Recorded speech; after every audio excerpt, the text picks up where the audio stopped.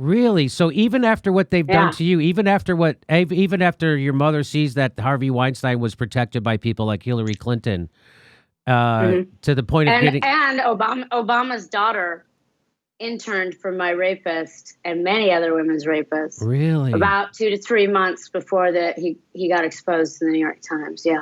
And you don't think Secret Service has dossiers on everybody. Yeah. And my other favorite thing is they're always like, Bill Clinton was on Epstein's plane 26 times. I'm like, did he sit on the fucking tarmac?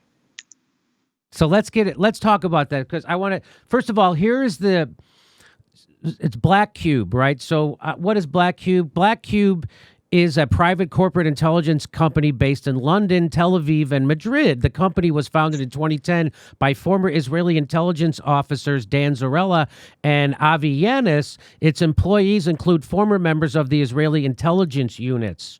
Black Cube drew widespread condemnation for its work surveilling and assisting efforts to slander the reputations of women accusing Harvey Weinstein of sexual violence and journalists reporting on them. Can you talk about that? About how they harassed you and the story?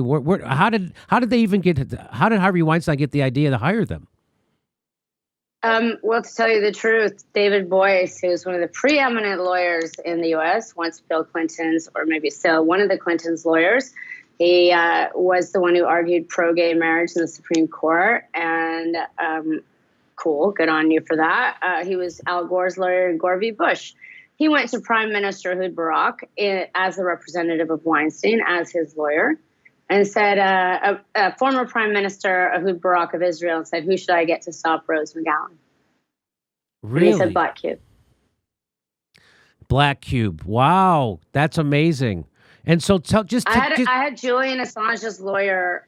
One of his attorneys was my attorney in London for a while. And she said, I've never seen someone so messed with that is not being terrorized by a government. Meaning you're the one who was being messed with.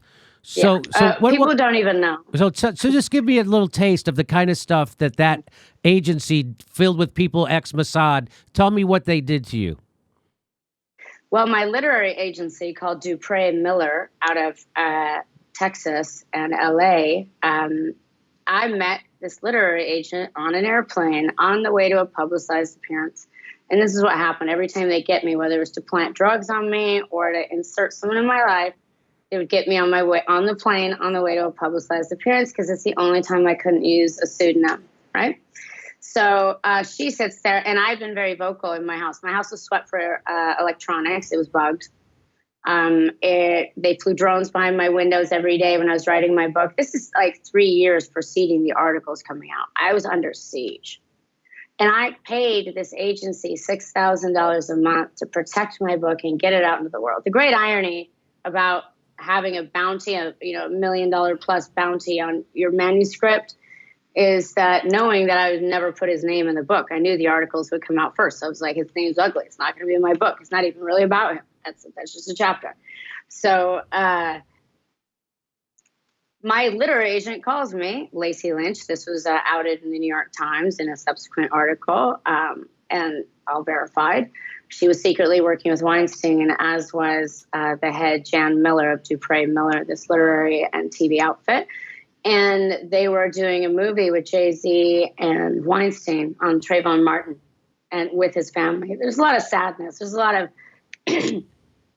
it just sucks. I mean, I can't imagine what it'd be like to be Trayvon Martin's family, and then you find out who's really like been courting you this whole time, right? Mm-hmm. Side note. So I am being terrorized. I get a call I tell the literary agent that I want to start speaking publicly, doing public speaking. And 2 days later, guess what? We have a bite. Rubin Capital Partners, a woman from an outfit from London. They want you to speak at their big October event. So this woman and 2 other men got inserted into my life. I took the woman to, she had, a fake name, and it was all outed later. Her real name is Stella Penn Pachanak, and she's Israeli. And it was ugly. It was really ugly. And when I went to the SDNY and they showed me this woman's real picture, not her, Rubin Capital Partners fake website bullshit. She's a killer. And I took her out for ice cream. I met her all over the country. I was so under siege, my brain was not thinking clearly. Like, why is this woman kind of wherever I am just coincidentally? But I'm also someone who's always in New York or LA or was. So that didn't seem too far-fetched. But the creepy part is she always called meetings at Weinstein's favorite rape grounds, like the Peninsula hotels on both coasts. There's a lot of creepiness to this. And you know, my brain, and they hired a fake protester at my first book signing. And it came out immediately that that protester had molested over 10, 13-year-old girls, but nobody gave a shit. It was a trans woman protester, but that had nothing. They triangulated where my greatest support was coming from. And, you know, I've always been a part of the queer community and the LGBTQ community, and that was where my support was coming from. So they set about with young people to destroy any support I had. So right. You get called a white supremacist, I get called a TERF, which I had to Google to find out what that was. It's a trans exclusionary radical feminist. I'm like, well, I don't even identify as a feminist, so that's the first part. I'm exclusionary of no one. In fact, tonight, I had I don't even have to justify my life. It's like the queerest behind the scenes life in the world. I was taken in by 2 trans women when I was 13, when I was a runaway and homeless. You know, these were my mothers. This is not reality at all. And they cut up the video because the protester came with professional camera and mic, you know, to a crew, and nobody stopped it. Nobody helped me. And I was on my last legs. I'd done over 100 interviews that week for my book. And they had like Harvey Weinstein's face behind me on every monitor. And I just had not, and they weren't asking me what the book was about. My book, Brave, compares the cult I grew up in to the cult of Hollywood media and nationalism and how it affects your life in ways you're not aware of. And I use my stories to illustrate that. I write my book from the perspective of what if a product could talk? What if a chemical, I was sold to the people for many years. What if the chemical could tell you, what if the product could tell you every chemical is in it, right? So they just wanted to make it like it was only about Harvey Weinstein, stupid, and I was broken. I hadn't anticipated the amount of trauma, seeing his face and hearing his name and having all these journalists go, so he says it was consensual, with a big smile, end of every interview. It's like a fucking bullet. Yeah. You know? Well, and there's a lot of trauma involved. I'm suing Black Cube in federal court right now. I'm suing Harvey Weinstein. I'm suing David Boyce and another stellar human named Lisa Bloom, and trying to get a RICO case to go through, which is very difficult. But if not, I have claims and damages on the other side. These people did a lot of harm. Yeah.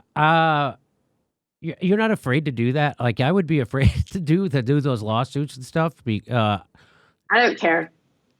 What are they going to do to me besides death? That they haven't done to me? They've done everything. Yeah, that's what they've taken everything. Okay. So I just want to talk about. And I'm here for humans, and that's all. I'm pro-human. I think that's the most amazing thing, to be in defense of these people, in defense of the dark arts, as they would say in Harry Potter. Well, that sounds. You sound like a tour. I don't know what I'm making up something, but let me just talk about when you got kicked off Twitter, or the first. Oh yeah, again. So here's a tweet. Kamala Harris will go one-on-one with Bill Clinton on Friday to talk about the impact of COVID-19 on women and empowering women and girls in the United States and around the world as part of a Clinton Global Initiative event. And here it is. They tweeted out, so we made fun of this when it happened, right? We're like, hey, we certainly should be the vice president certainly should be raising awareness about empowering women and girls in the U.S. around the world. But I don't think Bill Clinton is the guy to be doing it. That's just bad on its face. And so you tweeted out, this is obscene. Kamala Harris, you speaking with Bill Clinton about empowering women and girls is disgusting. Have you no soul? Have you no ethics? Ask him about being on an island of human trafficking victims 27 times. You are showing us exactly who you are, which is a point you made before, is that, do you think Bill Clinton just stayed on the plane? You don't think he got off the plane when he went to that island 27 times? Again, it's impolite. You're not allowed to ask this in regular journalism, so we have to have a celebrity like you do it. And then you tweeted out this picture, which is an art piece, right? Now tell me about this art piece. So it's an artist named Alison Jones out of the UK. And I wanted to drive the point home. Like, this is what it looked like. He got off the plane. And in the actual real photograph, not real photograph, there's Hillary's on the TV, but I cut that part out so I got suspended, saying I posted an intimate moment between a private couple. So that's not even Bill Clinton. That's a lookalike, right? That's just a lookalike. That's not even him. And it's an art piece that's gone viral several times. And it's ludicrous. And I'm shadow banned. I just tweeted something about Donna Brazil, and it got 6 likes out of almost 1 million followers. How does that statistically happen? I'm like, you're so obvious. Like, stop it. So why can't people just stop being bad? It's so exhausting. Well, so tired. Here we go on. Here's the Daily Mail. Ask Bill Clinton what the hell he was doing on that pedo's jet on an island 27 times. Epstein victim Virginia Joffrey asks Kamala for meeting former president to talk about empowering young women. So that's a good question. I don't know if she ever had an answer. Here's Bill Clinton. COVID-19 has had enforcing women out of the workforce. Madam Vice President, thank you for joining us and welcome. Well, first of all, Mr. President, it is a true honor to join you and to all the young leaders. And so that's like got to be stomach churning to someone like you, right? Knowing that it was the Clintons that made the phone call to kill the story about Harvey Weinstein and the protection that they offered and how they treated you after you said that about the Democratic Party and how you were, and then again, terrorized basically. So to see that really, I can't even imagine the kind of, ire you would feel over something like that, right? Rage, really. And just that this is further proof that not that there needs to be further proof, but that it's a deep, deep cult, because not a single person was like, actually, optics. Nope, nobody called it. You're right. It was left up to people like me to make fun of it and people like you to call it out. Nobody inside who was setting it up at any point was like, Kamala, Vice President, maybe, you can rethink this. But I'm sure Seth Meyers made jokes about this for weeks, I bet. And Stephen Colbert and Jimmy Kimmel. You don't think they didn't joke about this for months? Oh, isn't that funny how they didn't make jokes about it? I don't know. Maybe they did. I don't watch those shows. Did you? I didn't hear any jokes about it. Maybe they did. Maybe I'm being unfair. Do you think they made jokes about it, Rose? No, I know they didn't make jokes about it. Okay. And it's not because it's a not funny situation. It's because they're paid and bought for. You can't. I think Bill Maher told us you can't make fun of Joe Biden. It just isn't funny. I don't know if he said that, but that's what it feels like. It feels like all these comedians. No one will even mention that he's demented. I'll do it here. I called him a demented walking death rattle, and that's what the Democrats actually got worse from 2016. Hillary Clinton was a better candidate than Joe Biden. I mean, she was less horrible in a sense that she wanted to give Medicare to people 50 years and older. Joe Biden won't even give us the public option. He's kicking people out of his administration for past pot use. Meanwhile, his son, Hunter Biden, is the poster child for drug abuse. The hypocrisy never stops with the Joe Biden and the Democrats. It's off the hook. We could go on and on. Is there anything? We can go on and on. Is there anything I left out that you would like to talk about? Just that, I would hope, if people are watching this show, they're already obviously, hopefully in your camp, but that they could somehow, some way, the deprogramming, my book actually goes a long way to deprogramming different ways of thought. I watched my father as a very powerful leader wire people's minds, and I'm really quite good at doing the opposite. And the only thing I'll say for myself is that I'm not here for any other reason than I know I can be, and I use the cameras and microphones during my acting career to game the system and hack it from the inside in my own strange way. So I'm here to fuck it up, and I'm glad you are too. Yes, well, we wish you luck on that front. We really do. And, thank you. And we appreciate it. And we appreciate. I mean, I didn't have a Hollywood career to lose, right? I mean, I'm a comedian. I had a couple Comedy Central specials, but I wouldn't call that a big Hollywood career. But yeah, you called me a celebrity. That's something I think I've earned the right to not be called that. Oh, okay. Is that? I didn't mean that in pejorative. It's always pejorative. It's not your fault. It's just the word used, but it's not accurate, I wouldn't say. I would say during my day job period, which was acting, I was discovered, so I didn't have like a 2 weeks later starring in a film. So I never was formed with this, like, I'm an actor, like kind of weird thing. I respect it as a craft, but it was never my bag. It was like, I just made money that way. And I happen to be good at it, so I happen to decided, And then while doing that, I've mastered a lot of other things. I'm actually with the premiere of my podcast, Brave Truth, on the 26th of May. I'll be selling my first NFT, which is, an art piece that's bought with crypto. And so it's exciting. It's exciting times. Still trying to find a way around the system and all the dickheads, but here we go. I am pro-human. I want us all to be better, and I know we can be. So I'll keep thumping that. Thank you, Jimmy. So before I let you go, you mentioned just briefly there. So you weren't working at acting and being an actor your whole life. Well, how did you get discovered? How did it happen? I was standing on a street corner crying, and a woman came up to me. I was standing in front of a gym, of all things, and my boyfriend had just died. And I was standing there crying, and I knew I was facing homelessness again. And this woman said, "Are you an actress, or do you want to be?" And she knew the person I was standing with. And after 2 weeks, I finally consented to go meet the director. And then like a week later, I'm starring in a movie, and it was called The Doom Generation. It premiered at Sundance, caused a lot of people walked out because it was so crazy.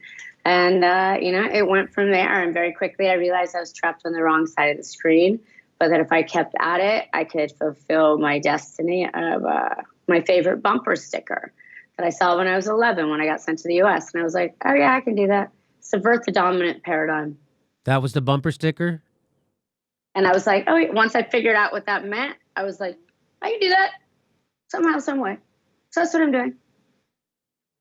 Okay, well, fantastic. That's a good goal. That's a good. We support it. We support it.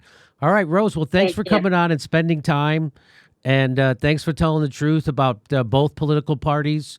You didn't just say the Democrats were in a cult. You also said the Republicans were in a cult too. They are. Definitely did. Yes. Russiagate was an evidence-free conspiracy theory. QAnon, same thing. So there's very little difference between the siloing and the cultishness of both parties. There's very little difference. People would, Keith Olbermann would disagree with you, but I think we proved that he's kind of nuts. All right, thank you very much, Rose. Well, he's under his flag right now, so we best leave him be. Yes, he is.